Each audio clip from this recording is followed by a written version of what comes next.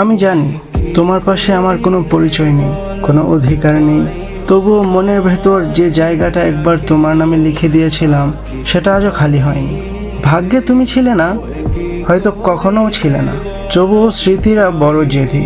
তারা যুক্তি মানে না, সময় মানে না, বাস্তবতা মানে না। মাঝরাতে হঠাৎ করে তোমার কণ্ঠস্বর ভেসে আসে, মনে হয় তুমি ঠিক এখানেই আছো, শুধু ছোঁয়ার দূরত্বে না। কিছু কষ্ট আছে যা কখনো দেখা যায় না, হাসির আড়ালে লুকিয়ে রাখতে হয়, স্বাভাবিক থাকার অভিনয় করতে হয়, অথচ ভিতরে ভিতরে একটা মানুষ প্রতিদিন একটু একটু করে ভেঙে যায়। তোমার সাথে আমার গল্পটা অসমাপ্তই রয়ে গেল।